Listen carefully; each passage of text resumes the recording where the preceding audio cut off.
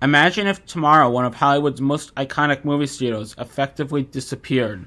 The famous Paramount-Mountain would no longer stand as an independent competitor, but would become part of another entertainment giant. Supporters would tell us this is progress. They would promise greater efficiency, stronger streaming platforms, and increased shareholder value. We've heard those promises before. When AOL merged with Time Warner, executives predicted a revolution in media. Instead, it became one of the most disappointing mergers in corporate history. More recently, the merger of Warner Media and Discovery was promoted as the future of entertainment, yet it resulted in billions of dollars in write-downs, canceled projects, restructuring, and thousands of layoffs. Today, Paramount Global and Warner Brothers Discovery have agreed to delay their proposed merger while legal challenges continue. Rather than viewing that delay as a minor obstacle, I believe it should serve as a warning. The concerns surrounding this merger are significant, and they deserve careful consideration. Today, I will argue that the proposed Paramount-Warner Brothers Discovery merger is a bad deal for Hollywood, a bad deal for Paramount shareholders, and ultimately a bad deal for consumers. Hollywood has always thrived because of competition. Different studios compete for the best scripts and the best directors, the best actors, and the attention of audiences around the world. Competition encourages creativity because every studio must produce something unique to stand out. When large studios merge, that competition declines. With fewer major studios, there are fewer buyers for original ideas, fewer opportunities for creative professionals, and greater pressure to prioritize projects that appear financially safe rather than artistically ambitious. Supporters of this merger argue that traditional studios must become larger to compete against streaming giants like Netflix, Amazon, Apple, and Disney. While that sounds logical, size alone does not guarantee success. History demonstrates that large mergers frequently create enormous challenges. Combining corporate cultures, technology systems, streaming platforms, management teams, and thousands of employees is extraordinarily complicated. These integration efforts often consume years of executive attention and cost far more than originally projected. There is also the human cost. Media mergers often result in significant layoffs because executives seek to eliminate overlapping positions.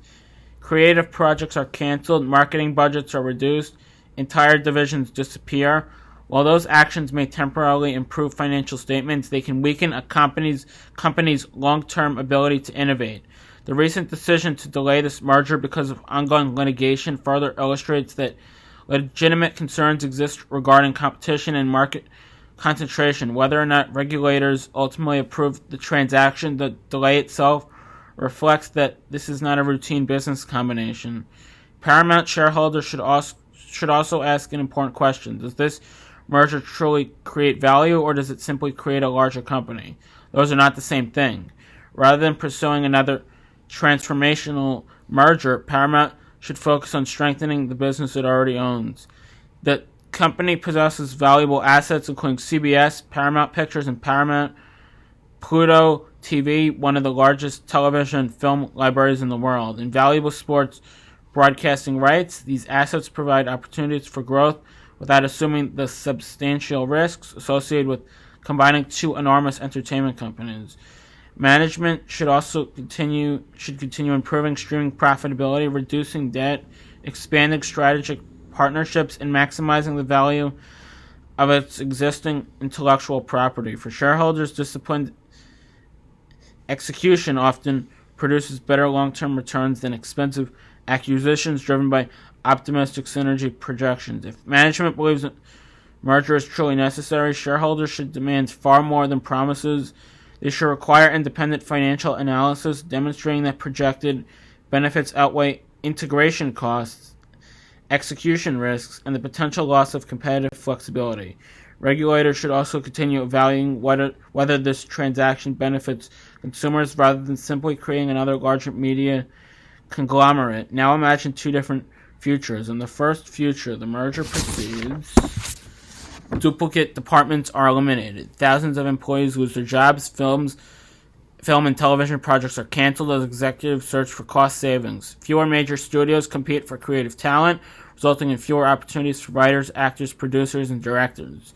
Shareholders wait years for promised synergies while management struggles with integration. Now imagine a different future. Paramount remains an independent competitor. Warner Brothers Discovery continues competing on its own merits. Multiple studios aggressively pursue creative talent. Consumers benefit from greater variety because several companies compete for audiences rather than relying on consolidation. Investors evaluate each company based on operational performance instead of merger speculation.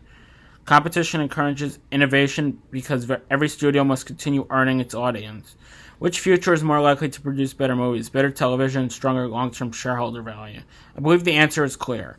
My call to action is simple. Do not assume that bigger automatically means better. Whether you are an investor, consumer, or simply someone who enjoys movies and television, evaluate major corporate mergers with healthy skepticism.